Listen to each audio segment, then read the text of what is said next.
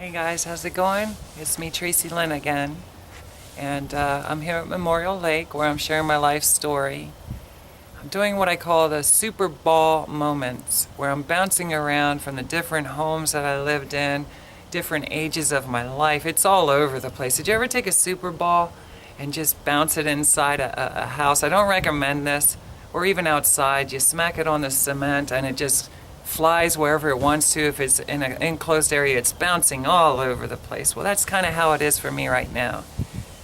Sometimes, as I was explaining, whether it's an image or a word, a happy moment, a sad moment, a confusing moment, what ends up happening when you start sharing things like that is, for me, and I think for most of us, other things start bouncing through our minds. And what I'm trying to do is, in a very respectful way, is just let this flow out of my mind, out of my heart, and get it out of my system. Because I want to be healthy and be whole. Did you ever feel that way? You want to be healthy and whole again? Be happy. I want to be happy. I want you to be happy. I'm hoping that through sharing this, as somebody, even if it's one person, maybe it's just myself, I'm hoping that this will be a useful tool in taking the approach to go through our own life journey, our own life history, and catch up with ourselves, so that from this day forward, this moment forward, we can move forward in our life knowing that we always had a great life, even through the hard struggles that some of us may have had to go through. At some point, the battery may die here and I'll have to change it or lose its energy, losing its energy. Or maybe I'll run out of memory and I'll have to go back and dump it onto my computer. I want to pick back up, so just know that I'm using up everything that I possibly can right now as far as the memory and the battery with this, and it may shut off at any given time. Okay, so here we go. Two of the things that affected me throughout my youth, growing up, and into my teen years, that I struggled with a lot, was the separation of our siblings. When I was walking through Lebanon Village, I was speaking about my older sister. Now she's going into the Navy, into the military, and I admired her so greatly. I looked up to her. Being raised here at Fort Indiantown Gap, or having this outside, you had a lot of military men and women that you would cross paths with. It was more dominantly at that time, so it felt that there was a lot more men rather than women. I'm sure things have changed dramatically with that being said. Looking at my sister leaving home and joining the military, I remember the pains with that. That's where the first song called Patty's Song came out. And the only reason I'm saying that is because, I don't like to use people's names, but may I just say that that song was inspired by me trying to cope and deal with the separation of losing her, because it was at that point, I didn't realize up until that point how much I loved her and how much she meant to me. Oh, there's so many things that I could share with there. I'm trying not to get too deep or too detailed with it because, I don't want to accidentally say something and then wish that I hadn't said it. I don't want it to be like that, even though there are some things that I'm saying here and I know can be painful and might hurt other people. But I'm also hoping it ignites a fire inside of them and that they give me a chance to complete this story that I'm sharing. And somehow there'll be a healing there in our relationships, maybe, or in their own personal life.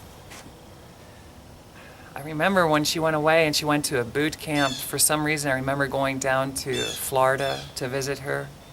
And I was so excited during that time because I went with my brother and his one girlfriend I told you I admired a lot, her beauty, and I wanted to look like her and be more like her. When I went down to Florida, that was the first time that I could wear, or at that time I was starting to get braver in showing my legs, wearing shorts outside, especially considering we're leaving state.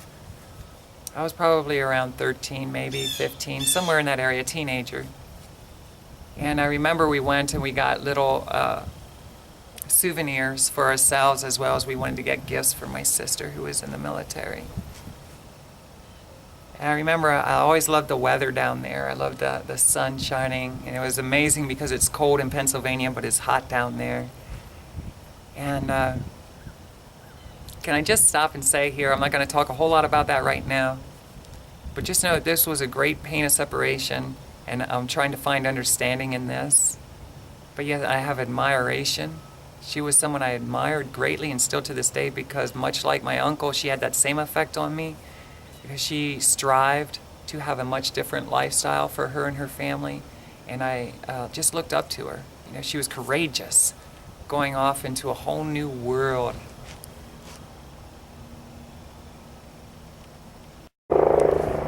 Sorry about that. I knew it was going to happen. Here we go. So now the next thing to go, that was the memory, so I switched to the card, and now it's going with the battery. We got a helicopter going. Remember, I told you that kind of distracts me a little bit. But what I wanted to say, I think it's a military helicopter, actually. One of the cool things I'm going to say really quick about this trip down to Florida is I remember I had a pair of navy blue shorts that we ended up getting. I forget what the shirt was. It might have been a white and blue, kind of said navy across of it. We kind of all got shirts, t-shirts like that, and the shorts kind of were universal, girls and guys. They kind of all looked the same. So this was the first time really, outside of some other stories I'm going to share with you, that I got to be in a public situation, one of the few places that I got to be in a public situation where I felt like I was being able to dress more like a girl, and I was uncomfortable with that. Because I wasn't educated myself. I didn't fully understand, and again, I didn't want to be gay, you know. And I'm not saying anything bad about that now, but I'm just saying at this time, in this time of my life, I did not want to be gay.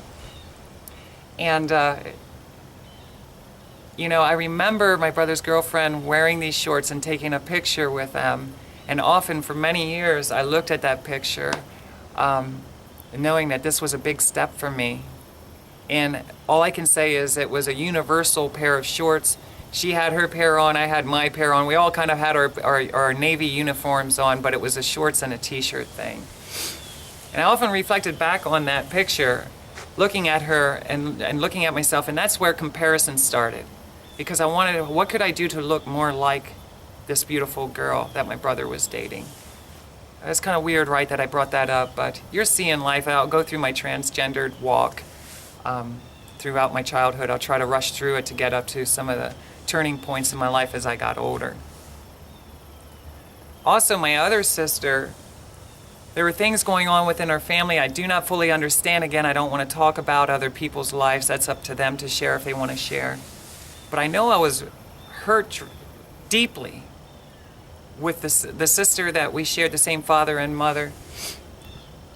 For a long season of time, she was living with my dad's mom, who's my grandma. And she was living outside of the city, so it was hard because I wasn't driving at the time. But I remember talking to her on the phone. At that time, we didn't have cell phones and stuff. But I do remember talking to her on the phone and missing her more, and realizing how much I loved her and how much she meant to me being separated. Kind of like now, as I'm going back through my life, I'm starting to realize some pretty amazing things. She knows who she is, and to this day, I often realize that a lot of times we do better with certain relationships when we're more distant, and we get to share quality time together for a little while rather than a long period of season. I think sometimes, whether it's my fault or other people's faults, whatever reason, we might not appreciate sharing our time together if we're together every day and all the time. You know, I realize that living in Ohio versus living here. So these were two separations that hurt me. My brother at that time, he was starting to have a job, living on his own kind of thing throughout life in my teen years going on up. So I ended up starting to become just me and my mother while I lived at Lebanon Village. So it was an ever-changing world around me. Seemed like it was happening a lot quicker than it may have been. So why I brought that up, I don't know. It's just more pains that I was building with on top of my life as I'm getting older. One thing I wanted to bring up to you is, I remember, did you ever run away from home? Did you ever say, you know what, I had enough, it's time for me to head out? I remember doing that when I lived on Lafayette Street. I wasn't getting my way about something. I don't know if it was because I wasn't allowed to watch a movie that was going to be on television. That was a big deal back when I was a kid, you know. there was movies that played in the theater. We might not be able to afford to go to it, or we might not have went to it, or we did go to it, and now it's going to be on television. And I want to stay up that night to see it, and I might not be allowed to because I was bad. You know, I was being bad, and one of my grounding things when we were children growing up wasn't necessarily, we didn't always get spanked. You know, sometimes it was you just got to spend time up in your room. Well, over on Lafayette Street, I remember for whatever reason, I wasn't getting my own way. I don't know if it was maybe because I wanted a bowl of SpaghettiOs. It could have been something simple like that, but I wasn't getting my way. And I remember I was really sad about it, and crying didn't do anything. So what I did is I started packing my things up in like a little tiny suitcase. And I came downstairs to my mom and I told her I was running away. And though at this moment, which might come back to me a little bit later on, for some reason, she was really hurt by this, but she left the door open for me to go run away. Where are you going to run away to? You know, where are you going to, Tracilyn? And I didn't know where I'm going to go, but I got my suitcase and you won't let me get my way, so I'm going to leave now. And I don't know if you ever did that, but it is funny reflecting back on it, because I remember the fear. What am I running from? Why am I doing this? I can't take care of myself. But if I'm not getting my way, it's time for me to go. So I packed my suitcase, told my mother. I could see the pain in her eyes. But she left me go out that door. And all I did is remember I was afraid to leave the neighborhood anyway. I just walked around our long building, thinking about things very slowly. I was always a deep thinker. It wasn't too long that I was gone. And I knew right away I can't take care of myself. I don't want to take care of myself. I want my mommy to take care of me. So I went back into the house. And I don't remember clearly what she said, but I think she said, "Oh, I thought you were leaving home." And she knew I didn't want to leave. She wanted to let me kind of work things out a little bit, you know? And if I remember correctly, she had a bowl of whatever it was that I wanted to eat. Maybe it was SpaghettiOs, because that was a big thing for me. I loved to eat SpaghettiOs when I was little growing up. And for whatever reason, I remember her asking me to sit down at the table, or maybe she already had it made for me. She knew I was coming back. I sat in her kitchen table that was more facing towards the back of the playground and stuff. And it was there, and it was, she was very gentle with me. I'm not sure she helped me unpack or what the deal was there, but I just remember running away from home. It didn't take me long to remember, or it didn't take me long to recognize the fact that I would never make it without her. Did you ever feel that way? You want to run away, but you know you're not going to make it through life without the people that you love. I feel that way. There's a lot of people I love all over the United States, maybe nowadays with Facebook, all over the world. Can I just assure you that if I don't know you now, there's a good chance that the next season of my life I won't be able to make without you. I want to hear your story. Even if you don't want to share everything, share something funny like that. I ran away from home too, Tracilyn, and this is a story that happened. This is our time. This is our generation. No matter what age group we're in, we're sharing this life moment together.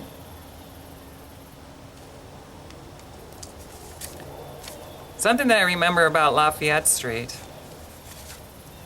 is at that time we didn't have cell phones. Remember I told you the computers weren't in. They were just starting to come out, computer games and stuff. And we had phones upstairs, we had phones downstairs in the kitchen. Everyone had one in their bedroom. We all had the same phone number, of course, so we were all fighting, "Get off the phone, I want to use a phone, get off the phone," you know, because we were always braver if we were on our own phone, yelling at our brothers or sisters about, "I want to use a phone." There was even times I got on the phone, "Mom, what are you doing? I want to use a phone." And she'd be like, "Tracilyn, don't interrupt my phone conversation," you know. And then I remember her saying a few times, "I got to get going, she wants to use the phone," you know. She didn't say she, it was, you know, he wanted to use the phone. So, and I'll get to explain a little bit more. You might have just stepped on this. What are you talking about? You're confusing me. But basically, she had to get off the phone so I could use it. But there was also times that were really funny because I'm not sure what code we could punch in, but there was a series of numbers if it was dialing our own phone number back. All I remember is that it was a 274 number. For some reason, I better not say it out loud, but I actually kind of remember our home phone number there at that time. I won't say it because people may end up calling this number.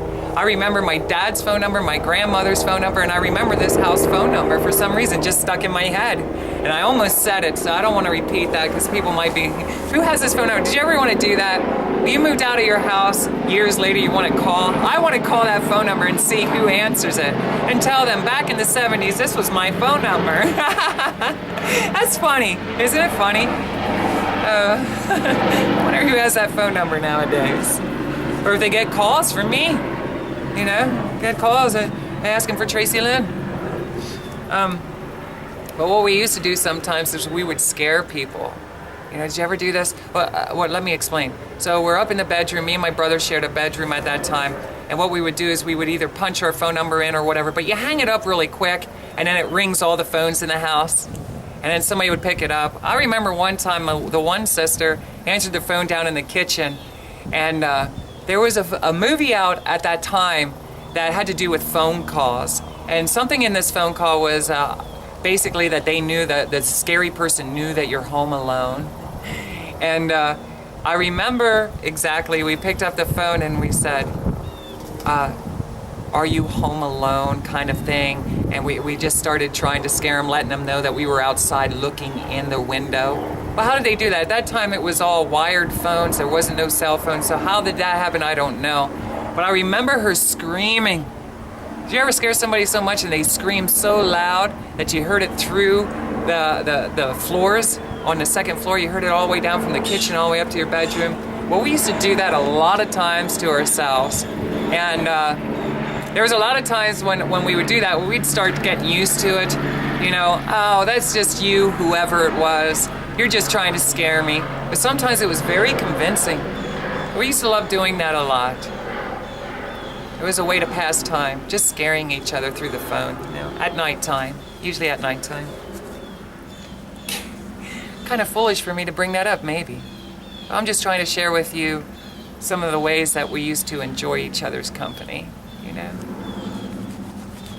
One of the things that we used to love doing, remember, I loved playing with water when I was a little kid, and there was times that it was okay. You know, the little water bug, the banana slide, washing people's cars. There was times that it wasn't okay. Why are you drinking out of the spigot? We have spring water in the house, blah, blah, blah. We used to have a lot of water balloon fights. Did you ever do that? Got to be careful how you aim them at people. But we used to do that a lot on Lafayette Street. Oh, that was a big thing. And we used to walk up to a mini mart store that I was sharing with you in other videos beforehand. And the big deal in the summertime was to get a hold of water balloons. And you'd fill them up, and sometimes, because we were on the second floor in our bedrooms, we would look out the window and people would come out the screen door and we'd throw them down. I'm not suggesting that you do that, okay? You could really hurt somebody doing this, but at that time, we didn't know any better. We're children, and we're throwing water balloons at each other. I remember running through the neighborhood in Lafayette Street, maybe even in Union Alley doing it at my grandparents', and that was tremendous. That was like, in the summer, in the winter we had snowball fights, but in the summer, we had water balloon fights. Oh, that was so much fun, getting everybody all wet. But sometimes it came back with a price of being tackled by maybe your brother or sister, and kind of upset people, you know. Okay, here we go. We're just running through Superball moments where we're bouncing around, different things, trying to figure out life's journey, the good and the bad. Just getting the opportunity to know each other, the kind of things that we did through life. And here we go. I told you that music was a big part of my life. I remember the first time my dad gave me a stereo. It looked like a car stereo, but it was battery operated. And remember in some other videos that I talked about, when I would ride my bike, sometimes I would pretend I was driving a car instead. I was so excited when my dad gave me this radio, and I strapped it to my handlebars up front, and I'd put like a bungee strap around it, or sometimes duct tape or whatever would work to hold that fast.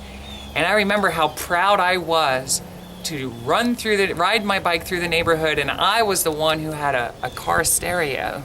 Did you ever do something silly as that? Because back in that day, boom boxes was a big thing, you know?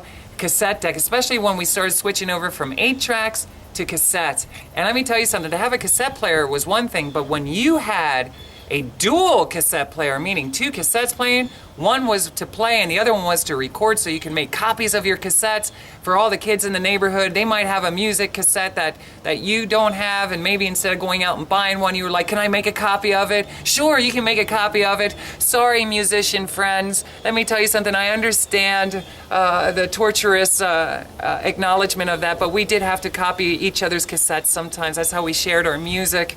And sometimes we record the stereo, like if we're listening to an FM radio station and our favorite song came on, and a lot of times you never got it from the very beginning to the very end.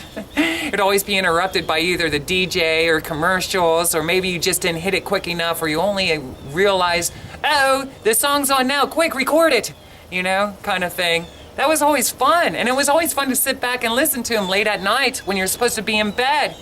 And you know, you're kind of under the blankets and you're listening to your stereo, hopefully, because when you're under the blankets, nobody knows what you're doing, right? And nobody can figure out what are they doing under the blankets.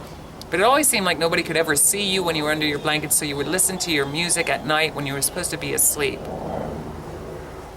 Those were fun times, a lot of fun times. And let me tell you something, a lot of times you were nobody if you didn't have your boombox with you. Everybody had a boombox. Well, not everybody, but you were somebody if you had a boombox, because everybody wanted to hang out with you and listen to their cassettes on your stereo. The hardest thing with that was battery operated. So where can we get these D batteries at?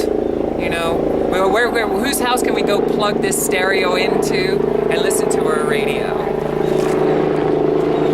Fun times, fun times. Eventually that car stereo, as you hear, got a helicopter above. I get very distracted very easily when I'm trying to catch up with things. Went from that car stereo to boom boxes, and also, hold on here, gotta clear my mind. What was I getting? A Walkman. I was telling you when I became a teenager, that ended up being a big deal, having a Walkman with a headset. Because let me tell you, we were trying to keep up with the technology flow that was constantly changing around us, and it seemed to go a lot faster than I guess maybe it was. Nowadays, you listen to MP3s, you can listen to it on your phone or wherever, you know, on your camera. Your camera is your phone. Your camera is your phone and your stereo. You know, and it sounds better for some reason. Some happy moments living on Lafayette Street, or not Lafayette Street, in Lebanon Village and at my grandparents' is when my older brother had his first child. And that was also on East Cumberland Street for me too. That's where I think he was born during that era. And that brought a whole new joy into my life. I love my nephew a lot. And it was an opportunity for me to pretend again. Remember, I told you when I got into Lebanon Village, I started not allowing myself to pretend. I wasn't using my imagination so much because I was trying to escape my reality all the time. I was stuck in negative thinking. Well, when my nephew came along, it opened up doors to a lot of things that I let go of. And I remember one thing specifically is he had this little car that he would put his feet into, had a little steering wheel, and the wheels didn't turn or anything. It was just like a little wagon, a wooden wagon that was made into a car with a seat on it. And I loved pushing him around those houses with him in it, so much that he enjoyed it as well. And when he would come over, whether it be my grandparents' house or to my mom's house where I was staying, he would always ask me to push him around in that, even as a little child growing up. Push me around in my car, push me around in my car. And I remember sometimes that I actually heard him, and I didn't feel like pushing him around in the car. And I said, no, not now, maybe later. I was playing guitar or something. And my mom would always she would tell me sometimes, well, why don't you push him around in the car? Why are you going to hurt his feelings, So let's just say that those played some pretty crucial moments in my life where I had to forget about trying to escape my reality and live in the moment. Live in the moment. And my nephew used to bring out that, let's live in the moment. He used to love playing with me, and he had all kinds of amazing toys. to take me back to my childhood. And looking back now, I think that was kind of like the universe's way of saying, you know what, don't let go of this, Tracilyn. Don't let go of this childlike mentality that you have. You know, it can be used in other areas of life. You don't have to be alone playing with yourself. You don't have to be alone pretending. Now I have somebody in your life that you can play with, the toys, you know. So he knows who he is, and I don't want to ride a whole lot on other people's lies, but I would say, you brought a lot of joy in my life, a lot of joy. I remember him riding it and having a nookie in his mouth. And I'd be pushing him around, and I was pretty rough. I don't know why. Not rough to him, but when he was in the car, I used to love making him do burnouts and slide it and spin him around, and he'd be holding on with dear life, laughing so hard. And my mom would be like, settle down, you're gonna end up hurting him. And I'm like, I'm not gonna hurt him. And then sometimes that would upset me. I'd walk away, go back to my room, and he'd come back with a sad look on his face because he wanted me to play even though I was getting rough with it. I'm sorry I got rough with it, but we had fun racing around the dining room and the living room, pushing you around. And later on in life, as he got older, I really missed it, and I regretted those times that I decided to play my guitar rather than play with him. I wish I would have played with him more. So I was kind of beating myself up later years over even something like this. I'm going to turn this off because it's hard for me to talk, believe it or not, when there's other sounds. So I'll be right back, okay? Let's get this helicopter guy time to fly over my head. Okay, here we are. We were talking about my nephew and cars. Very happy moments. I still remember exactly what he looked like. And I still remember laughing and carrying on during my teen years with him. Wonderful, wonderful memories. Speaking of cars, in London Village, remember I told you that's where I started to have my first car. That's why I really wanted to get a job, so I could have a car and make friends. Because I recognized really quickly at an early age that cars could bring a lot of joy into people's lives. It wasn't necessarily, I was aware of the responsibility, but I wasn't necessarily fully aware of the responsibility. And we'll talk a lot more about that as we go through my career life coming up here in a little bit. I wanted to say it took me a lot of years to finally, remember I told you I'd do things that I totally regret because it wasn't in my character to really do these things. I'll go back in time. I was going through a healing process of apologizing to everybody I felt that I hurt or took things from. Well, you'll find out a lot of times that it was a surprise to me that when I would share things like this with my mother, that I'm getting ready to share with you, she found it hard to believe because she didn't realize what was going on.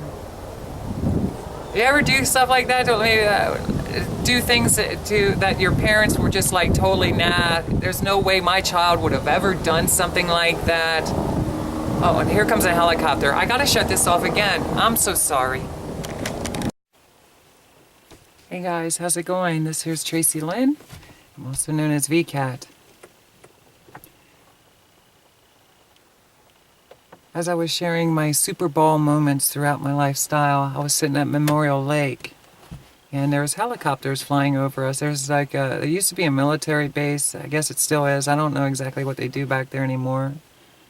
But I have a lot of memories of driving back there. I was thinking that on my way to the new spot that I came to. It was a little more peaceful. And can I just say that on the way back, I was reminded when I saw a fire station that's back there. I remember I used to look up to not only police officers, but I also admired very strongly the firemen and the guys who ran the ambulance.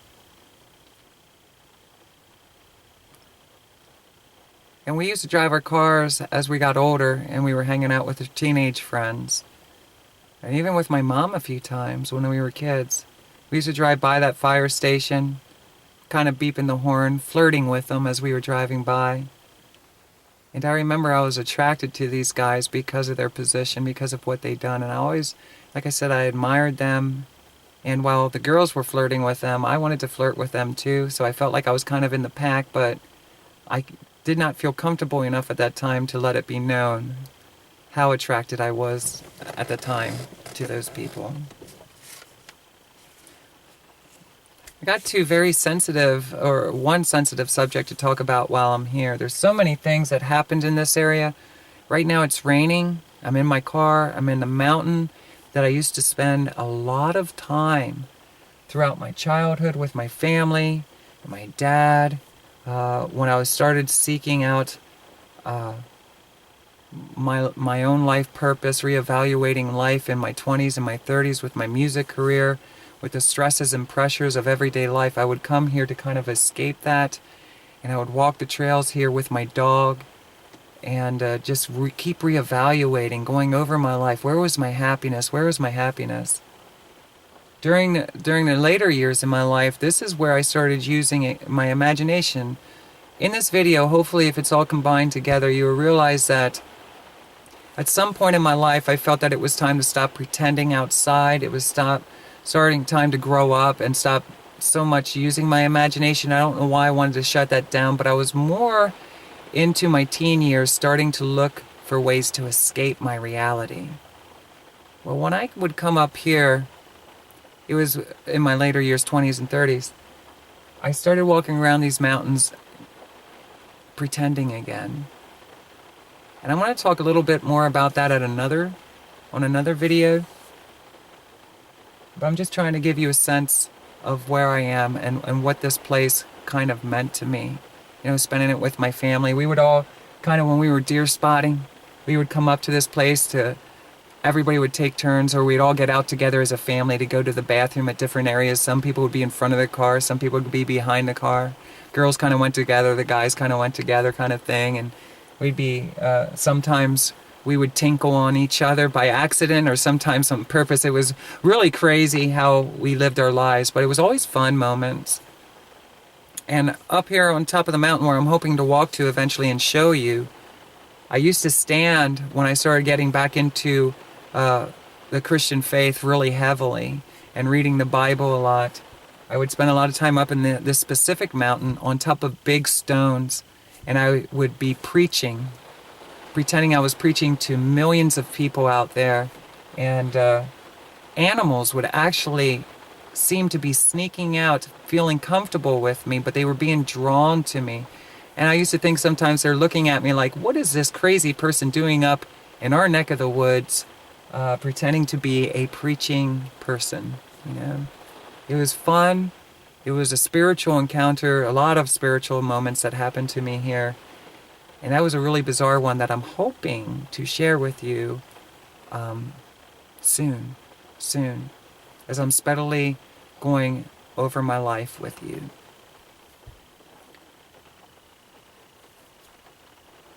I'm talking a lot about family separation. We talked about the neighborhoods moving around, losing friends, gaining new friends, going to different schools, different lifestyles, and just the neighborhoods alone.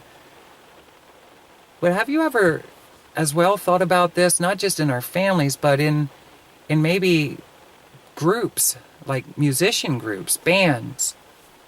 You'd see them together in unity doing their thing, but then there comes a time of separation. For whatever reasons going on, they have like behind the music, behind the scenes of different trials and things that they had gone through together as a team. One moment that sticks in that was the scariest moment for me in my life on Lafayette Street was, remember I was telling you I loved to play with tennis balls. My brother was a tennis ball player. He played tennis a lot. I was never good at sports. For some reason, he was playing, I think he was playing catch.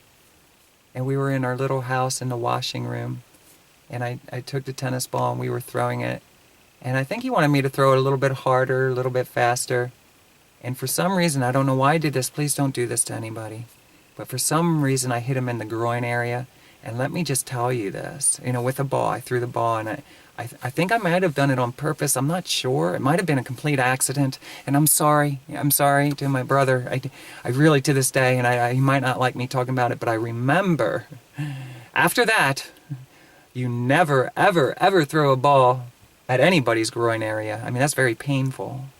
And I threw that tennis ball, and I remember how he immediately attacked me, and that scared me because it wasn't my brother. My brother was one of the few people in my life that did not ever hurt me physically. But that day I upset him, and I remember running to my mom, and it was really my fault. It really was my fault. So I'm sorry that I ever did that. But it stuck in my head forever that I never wanted to hurt him after that. Because it was very painful for me.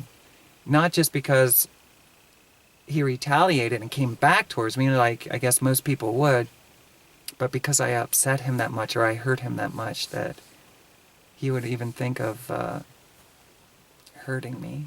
And looking back now, I mean, obviously I would have probably done the same thing, or anybody else would have done the same thing. So those are just a few moments. Superball. Why did I say it? I don't know. I was telling you that my father, who I admired very much, going through our life, and the family was separated, I looked up to him a lot, and I wanted to share a lot of quality time with him. I felt like somewhere along the lines, I'm not clear with this, but, he wanted me to be, he wanted me to be able to take care of myself as I grew up, and defend myself. And I used to feel sometimes like it was a disappointment to him that I couldn't meet up to a standard, maybe a certain standard that he wanted me to meet. And I know that used to make me feel awful, because the people I admire in life, I don't want them to look down on me. I want them to, like anyone else, we want to be elevated, and we want people to be proud of us. And I told you there was times he would call me a sissy or a puss. And, it was just him being him, and I forgive all of that. And there's a lot more happy moments with him than not so happy. But sometimes just little tidbits of words that were said to me like that. I most certainly didn't want my dad knowing that I was playing with dolls. So Gene Simmons was cool. It was accepted more around the tough guys that I would hang around with and admired. Something else with my dad this happened to me. Remember I told you that he got married a couple different times, so I had a little brother at one time, then I had, through another marriage, I had a little sister that I loved a lot. I don't remember how old I was, but I was living in Jonestown. He pulled up in the van as he was getting ready to drop me off that day. And it was very common for me as a child growing up to give my dad a hug and a kiss. We all did. We all gave our dad he would even say, give your dad a kiss and a hug, or a hug and a kiss. So everybody took their turns, me and my sister usually. And, that was our way of saying goodbye. We'll see you, next time. Though not exactly clear, I remember that, we were sitting in the back on the beds, and we would always run up when it would stop, give him our kiss goodbye.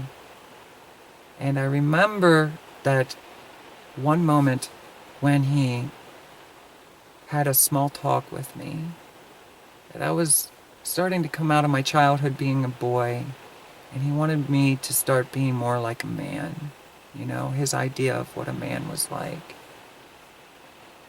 And I don't want to ride this too much, but it was very painful for me because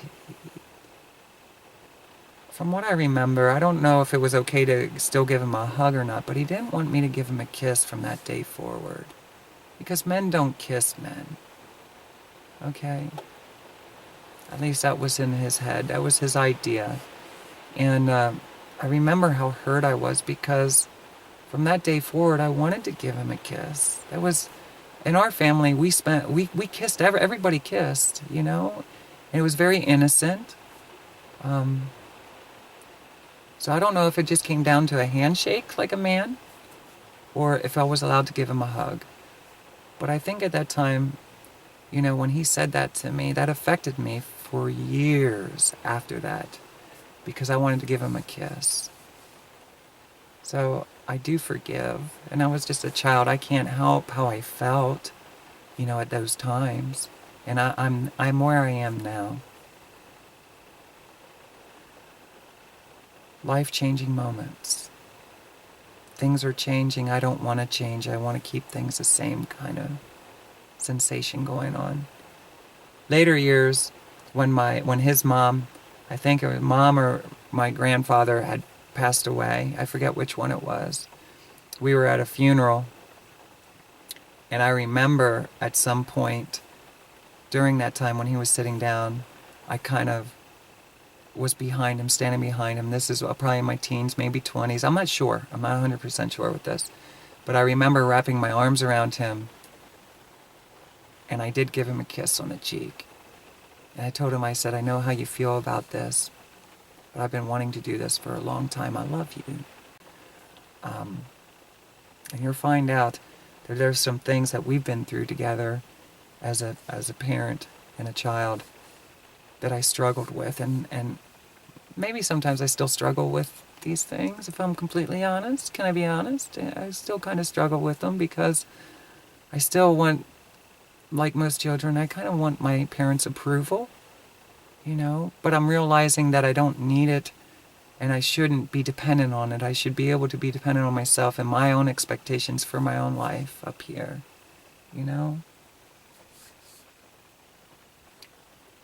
Eventually he ended up remarrying again. I don't know how many marriages he had gone through.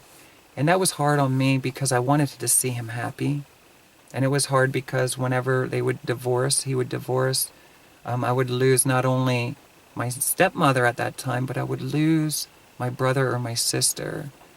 And a lot of times there's usually some kind of grudges there that you don't want there, but okay, so now our parents are separated, so now we can't really be connected, as friends or whatever. Different things happen in different households. That's the way the kind of tension felt to me. And I wanted to always be more respectful and stay with what was happening, but letting go of an old family and now moving on with a new one was very hard. At some point, and I think they're still together, my dad got married and remarried and ended up having a stepbrother and a stepsister. There's a lot of stories within this. May I just say that the stepsister, I wanted to be a lot like. And I wanted to share a lot of quality time with her. Me and my sister used to go over there. I loved my stepmother a lot. I looked up to her. I admired her beauty. She was the second woman in my life outside my mother. My dad usually dated beautiful women. And I always admired beauty. To me, the body is like an art form. So I would always nurture myself around them in the kitchen or wherever they were, and I'd want to hear their life stories. They were always very interesting, and because they were pretty, I wanted to learn things from them silently, like I wasn't being very verbal about this. My stepsister as well, I really liked her a lot, and I thought this was great. Remember, there was a lot of guys, when they were attracted to certain girls, that even encouraged me more. I want to look more like that, so guys, or people in general would be attracted to me. We had a lot of wonderful times together with this family. With my stepbrother, we would play a lot of video games. Atari was really big back then, and he was an Atari game fanatic, very talented at going, and we'd go into the arcade room, and at that time, even still, I was somebody who watched other people do things. So I was watching him play these games because usually I learned at a very early age. I'd put the quarter in, at that time it was 25 cents, and it didn't take long. I could barely get past level 1 or level 2, whether it be Pac-Man or Donkey Kong or Frogger or Galaxy was a big one during those times. I very seldom could I get past the first level. So I would watch him or watch my friends play these games, and I was just like in awe. I can't believe that you have this kind of talent. And I would try to figure out how they would go about doing it, because they figured out in these games that there's a pattern. There's a certain pattern, and they stuck with the pattern. Almost they'd always get to the next level. Atari just came out during this time, and I remember he got that for Christmas, and I ended up getting my own. The difference was his looked classier. His was black with brown trim, where mine was just all black. So I kind of recognized at an early age that there were certain things that to me, in my perspective, looked of a higher class. you know, than other things for whatever reason. It's silly, huh? The different remote controls that he would have, I always thought were really cool. And we spent a lot of time over there off of Cumberland Street. That's where my stepmom and my dad and everybody lived. At that time, we would go over there to visit them. Behind that house, remember if I was telling you there was dirt trails we used to ride with dirt bike and stuff, and on the other side of those trails was a department store called Hills. Well, that department store and I have a lot of history. That was a place to go to hang out, you know, kind of thing. They had arcade room in a section of that department, not necessarily in the store, but there was an extension to that store of a series of beauty salons. Arcade room was a big one, and different knick-knack stores, if you will, clothing stores eventually coming in. And I remember going through that department store when Billie Jean was really big. And kind of like, I guess, the live version of him. And they would play this over and over and over and over again. So we would actually go to this department store when we were bored, and actually we would stand in this department store watching the entire video on their television that they had it broadcast. It was a main attraction. Michael Jackson was just like so big in everybody's life at that time. It was starting to come out during these times. And I'm talking about the several years that I would spend time in my teen years with my stepbrother. So the big thing is we used to share a lot of quality time together, not so much bike riding as we were kind of getting creative with art, with music. Because of my stepbrother, I got really deep into music. And this was cool because now we have something in common, you know? And MTV was a huge thing. You know, I think during this time, Headbangers Ball started coming out. So I was being introduced to the heavy metal scene, which that might have been a few later years. I'm not sure. But I do know that MTV was tremendous during that time. Music videos. So during that time at that house, we would spend a lot of time walking around the neighborhood. I don't know if we necessarily watched too many movies, maybe a couple horror movies and stuff. As I rewatch this, I might have some flashbacks, and all of a sudden a whole lot of good memories will come dancing through my head. But right now, that's pretty much the basic foundation of our relationship. The cool thing is eventually my dad moved out of there into another home, beautiful home. Big yard. I remember I used to love cutting grass at that time. I don't anymore, but I used to. And every weekend I would still go over there, sometimes during the week, because I tried to get the work done, like cutting the grass, for my dad so he didn't have to worry about it when he came home, and we would have more quality time as a family to spend together on the weekends. Because I really, really, really wanted to spend time with my stepbrother. I loved him so much. Okay? And I loved his mom, loved his sister. And it just seemed like a whole nother world, a whole nother life, a whole escape from the neighborhoods that I was living in, where I was afraid to get off my porch there. I had somebody that would kind of, we were connected in a manner that, let's just face it, it was just the two of us, you know, and I didn't have to worry about other kids beating me up around him. He was a good fighter. And he had other friends, and sometimes I get introduced to these other friends. And we would do just a whole lot of different things, you know, a whole lot. I can't even remember at this time what we used to do. Run through the cornfield. I remember that was a big thing because we used to go in the cornfields around the house. My dad used to have alcohol, of course, like most parents, and he had a bar section. And it was well understood, you know, you guys do not go into my alcohol at all. So just make this clear. He made it very clear, you never.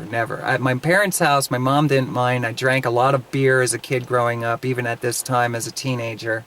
All my life I was introduced to alcohol through her. But at my dad's, it was made very clear, you never get into it.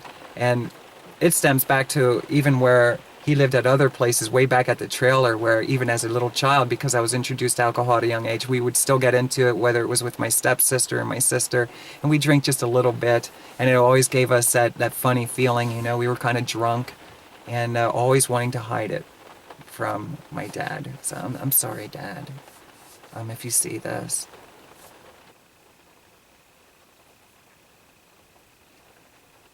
My dad still had a custom van back in that day. I don't know if he ever knew, because the van actually ended up being mine. But I'm going to reflect back on a few different moments that this happened because this is a bouncy ball moment. But I remember my dad and everybody else, they went away for a while. And one of the funny things that me and my stepbrother did is we actually, and I understand this van was amazing. It had cherry bombs on. The windows were tinted in the back, kind of like slits going down the side. It had a sunroof in the center of the bed with mirrors on it. It had a refrigerator cooler. It had kind of like a double sunroof up top that you could take those sunglasses out sometimes so it would be opened, and I just thought that was cool because there was a show on television at some point with a van on it, and I remember it kind of reminded me of that.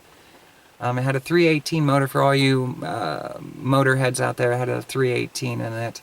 I do remember that because it was mine at some point. And I remember driving in that van and having the vents open by the feet, and I just thought that was cool. He had an alarm system on it at the time. I thought that was really cool. You flick the switch and had the alarm. He had a whole lot of switches up top. You know, I think even then it had one for the alarm kind of thing, and different lights. He had lights all over, and I just thought that was cool that you could control all these lights with these switches. Well, one time when everybody was gone, me and my stepbrother, I don't know if he was driving or I was. Okay, sorry, Dad. I don't know which one it was, but we actually took the van out around the neighborhood just for a spin. And I don't want to talk too much about his life, but evidently he knew what he was doing with the van. And I either went with as a passenger or I drove. I think I was a passenger, but not clear, not sure. And I just thought that was so cool to be driving without a license. And it was the adrenaline rush of, are we going to get caught? Let me tell you something, he definitely didn't want to get caught by my dad. So I knew that. I had a great deal of respect for him. So, with that being said, I used to always look forward to going over to that house and see the garage was, the van was always in the garage, kind of garage kept. But he used it a lot, and I never liked going in the cars. I always wanted to go in the van. I want to be in the van, and I love sitting in the passenger seat. As I got older, I felt more mature, I guess you could say, more of an adult. And that was always just such a wonderful feeling, driving with my dad in that van everywhere we went. So, and it kind of hurt when I seen it kind of things starting to happen. It had fiberglass fender flares on it, and I seen them kind of busted up for whatever reason. Things crack or whatever. So when it kind of started, things started like that, started happening to rust or whatever, it actually bugged me. You know, it really bugged me. I didn't want to see the van deteriorating at all. That was hard on me, believe it or not. That's how much I loved it. Driving the van, that's how this all started. See how this just, I like going off like that. So this is why I call it a Superball moment. Not only did we do that with that car, back on London Village, my mom had a little Datsun. I don't remember the year, but it was a little yellow car. Kind of weird color. My brother did a lot of work on her cars at that time. And this was 4-speed kind of thing, so stick shift going on here. And emergency brake. You know, you pull the emergency brake, you can do all kinds of things. And I might be running out of video footage here soon, so I'm going to go back and download it. I want to continue on because this is exciting. I want to catch all of this stuff up so I can move on into different categories like music, like being a transgendered lady and all this other stuff. You know, my career as a musician myself, the struggles and things and happy moments that I went through. But really quick, I want to get this out of the way. I remember my mom had a Datsun, and my friend, remember my second superhero friend, my big brother, one day we thought it wise upon ourselves to take this car out for a joyride. And I admired him. I was kind of still the one that was sitting in the passenger seats all the time. So I was like, okay, somehow we got talking about this. Let's take my mother's car. And can I say that we took this Datsun and we went joyriding out by my dad's house and the backcountry roads. And at some point, the lights had a problem with going off. Was it this car? Was it the Datsun? I'm not sure if it was the Datsun anymore or if it was the Duster. Oh, let's hold back on this. I gotta be honest with you, I can't remember. I'm thinking it was the Datsun. My friend might know what it is, and he can tell me privately, so, you know, he can kind of stay out of it. Tell me privately, if you're hearing this, my friend, was it the Datsun or was it the 73 Duster? Because the Duster had a lot of problems with its lights going off. For some reason, I remember it being the Datsun. I'm in the passenger seat. We're driving around these back roads. At some point, he doesn't know necessarily where he is. And this is before he just got his driver's license. So the road winds off. It's either to the left or to the right. And let me just say, he was expecting me to, I was the navigator. I was the co-pilot. which way do we go up here? For some reason, we were going really, really fast. And I said, go left, go right, go left, go right, go left, go right. And his exact words were, F it. And he turned the wheel. And when he did, we spun around. And all I can say is, he'll laugh about this. All I remember is the windows were down, and I had my hands over the door, and I'm looking out like this. Remember Ziggy? That was me. There's my nose hanging out overside the window because I am scared. Okay? Because the car is spinning around now with my friend driving it, and we are on, finally, for the first time in my life, we're doing the Dukes of Hazzard. We're on 2 wheels, no lie. He would tell this. I don't know if he'd want to admit who it was, but I'm telling you, in telling our stories, he would say, yes, looked like Ziggy. And I'm telling you, right now, it was the scariest moment that I remember in my teen years of my whole life. Because I thought, oh my goodness, I knew my mother's situation, financial, only having one car, and I didn't know anything about cars. Can I just say, we almost flipped it. We almost rolled it. That's how on 2 wheels we were. And thank goodness there was a grass bank there when we spun around. Tracilyn's hanging out, and let's just say I could have fell out. Anything could have happened. Thank goodness the door did not open. Okay? Something was with us that day to keep us safe. And just say that when it fell down, it was a nightmare spinning around in a circle. And all of a sudden there was complete silence. And I looked at him, my heart is pounding. I am so scared. If the cops come, if something ends up happening, what am I going to do? My mom's car is probably destroyed. He's trying to calm me down, calm me down. He was always under control no matter where we were, whatever trouble we were getting in. One thing I admired about him is he could stay calm. I could not stay calm. Okay? As you can see now, I'm getting all, my heart's beating again. We ended up taking it to the car wash. Somehow we got a little bit of money, change or whatever. I don't know if I had to scrape that together. We went to the car wash. We hosed off the car. I don't remember necessarily if they were, what for dents or stuff were there. I know he kind of fixed things up. But the biggest thing was, remember I told you about my nephew being born? My mom had a license plate that said something about grandma. You know, proud grandma, I'm a grandma, or something like that. I kind of remember it being like a sky blue kind of color with gray writing. I could be wrong about that, but I kind of remember that. And that was a big deal because getting license plates custom made for the front of your car here in Pennsylvania, you don't need a license plate up front. You can kind of decorate it with your own license plate, or plate, you know, plate design. And we all went together as kind of like a family to pick that out for her because she was so proud to be a grandmother the first time. She was very, very proud of that. So she drove around in her Datsun, letting the world know, you know what, I am a grandmother. And she loved children very much, loved my nephew very much. But this broke into pieces. Okay, there was a plastic shielding on there, so all the pieces were still there. And my friend's trying to keep me calm, keep me relaxed. He's like, she'll never notice it, she'll never notice it. And to me, that was the original plate. There was a lot of meaning behind it, whether it was the children that came together to get it, whatever. This bugged me deeply. I remember I loved my mom to death. And this happened.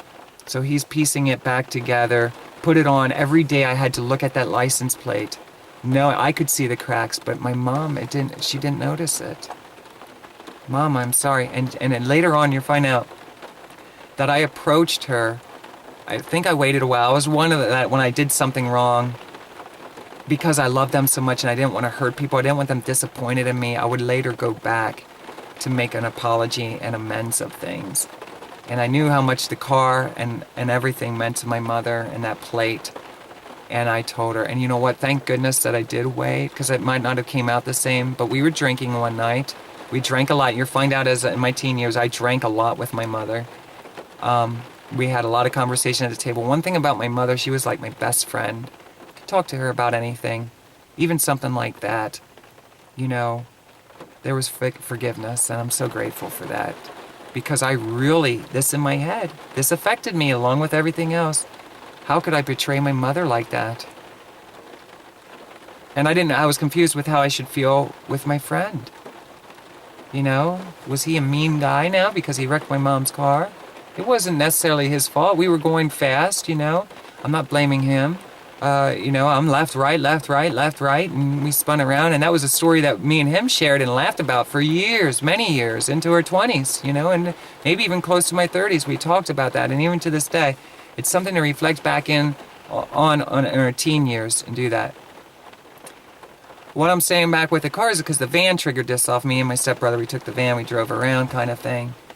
And I used to try to get brave by myself. And sometimes I remember my mom had a Granada, one of my grandparents' cars there for a while. And because it was automatic, I wasn't too good at stick shift. Still this day, I'm not too good at stick shift. I'll burn out the clutch. Especially if I'm on a hill, you don't want to be behind me if we're on a hill. I took my mom's, the Granada, whether it was my grandparents at the time or they gave it to my mom. She would often use their cars for long times. And I ended up taking this car over to my sister's house when I was 15. 15, I started getting really big into this stuff. And I remember showing up at my sister's house. I was so proud because in the middle of the night, I wanted to see my sister. And I'm scared to kind of walk or ride my bike all by myself across town because she lived on the other side of town. This time she's with her husband. And I go over to her house in the car. And I remember when I pulled up, she was kind of disappointed. She was upset. You're not old enough to drive. What are you doing over here with mom's car, you know, grandma's car? I'm gonna call the cops or I'm gonna tell on you, kind of thing. And I was so scared. Imagine being so scared. You drive all the way across town. You don't have a license. You're a teenager.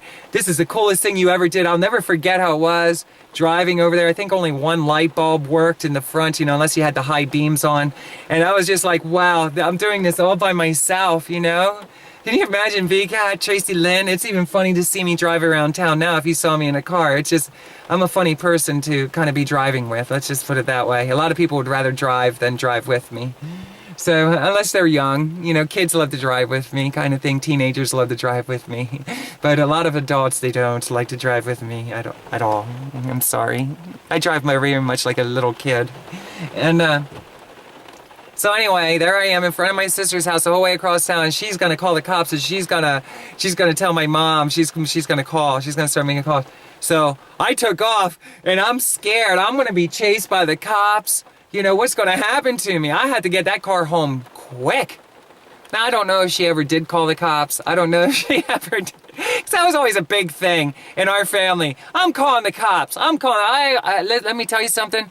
The Lebanon police force dealt with a lot with us, you know, just with little stuff like that. You find out because, like, with my stepdad and things like that. I don't want to say that we were troublemakers and in trouble with the law, but we spent a lot of time saying and things like that, well, we're going to call the cops. And at that time, the cops were, you'll find out, I have some stories to share with that. You'll find out that a lot of the cops were very graceful to me, very merciful. Remember, I was telling you stories that, you know, you had beer, you had to dump it out, or you had to make sure you take your cans back and stuff like that. But I'll never forget that moment. And I was disappointed in my sister for that. I came all the way, and my exact excuse was, I came all the way over here to see you. She loves spending time with me. Why are you calling the cops?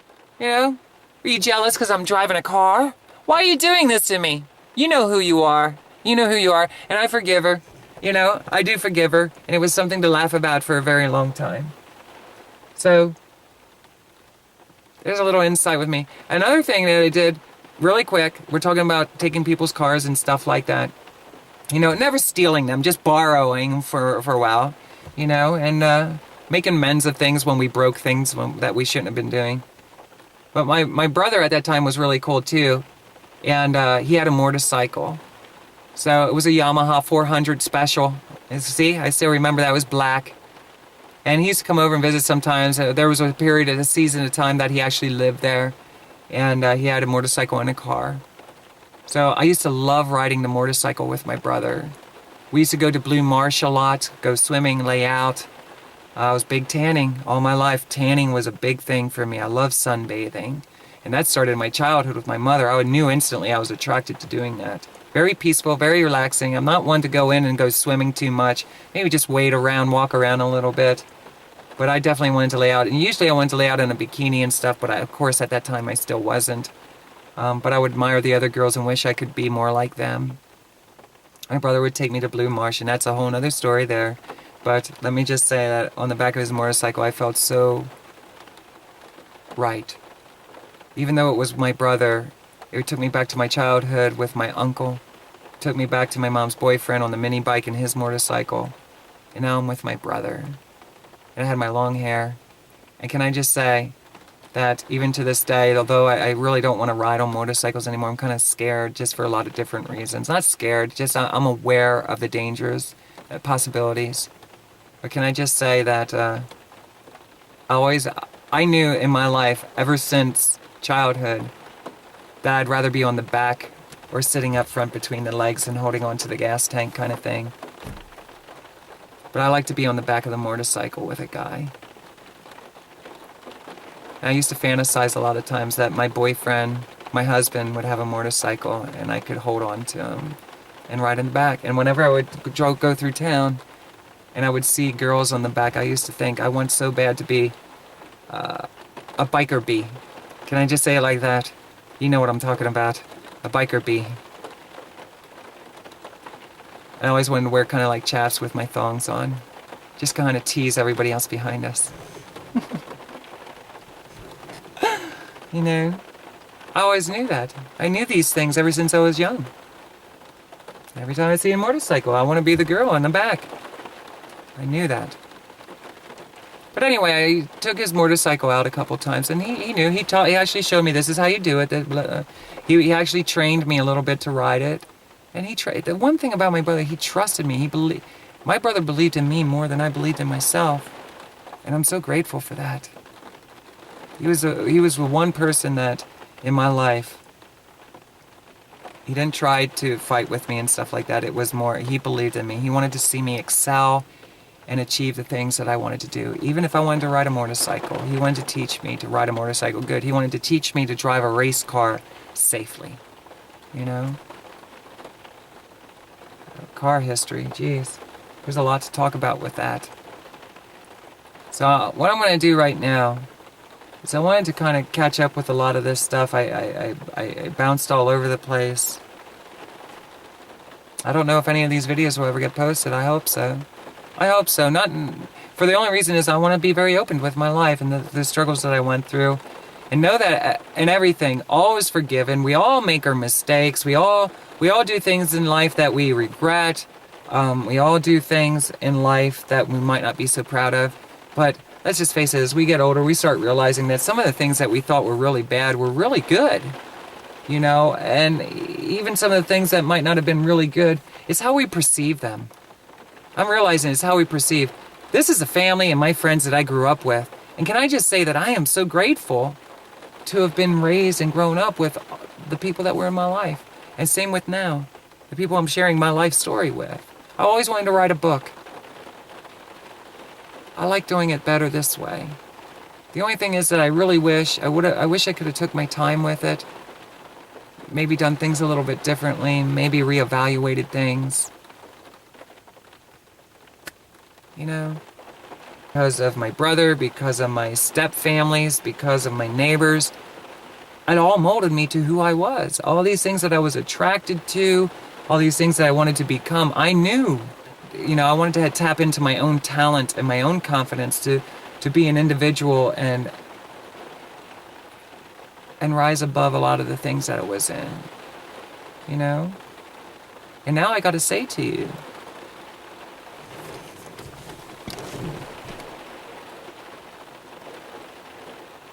and whether it's just through this video, or if it's in real life, life can be very challenging for all of us.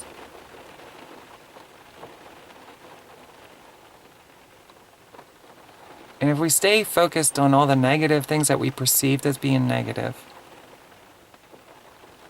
we're going to want to bury our heads like an ostrich into the dirt.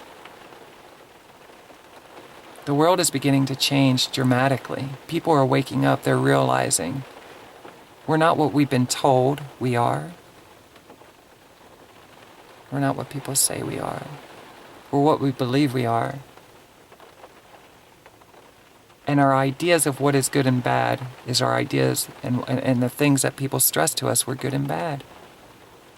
But I'm finding out going through this process that all of it was good.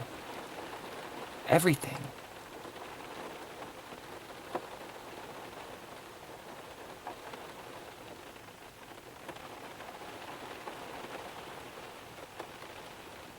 And I don't want to relive. For many years I wanted to relive some of my life. I don't. I'm really looking forward to finishing this up, sharing with you more. I gotta go back now, the battery's getting ready to die. But I want to finish this up, and when I do, I want to be healed and move on. And I hope you do too. I hope that this is inspiring you to go through your own life history. And hopefully that the wonderful things that you perceived as, they come rushing back to you like a flood. And you realize that other stuff, it matters, but it all worked together to make you who you are, and you love who you are. I love who you are. I love how everything is right now. It's all beautiful. Please forgive me if there's anything that was said in this message that hurt you, offended you. But I'm going to be honest, as selfish as it may sound, this is my dream. And I'm on a tight schedule. I can't do things the way I would have loved to do them. But maybe this is better. I just want to empty out my heart. I get the poison out. I got a lot more happy times to share with you. And as I move forward, there's some things that happened recently. I was still stuck in negative thinking. And it's going to help me to catch up and realize that even those things weren't all that bad. It's what gave me the strength to do this. You know? Please give me a chance to explain my life story. Okay? I love you. I'm gonna go download all this stuff, kind of reflect back on here. I'm gonna do more catch up today. I might even come back to this spot. I like this spot. It's very peaceful. So much of my life I want to share with you. So much of my life that I'm hoping will inspire you to live your dreams, not to be like me.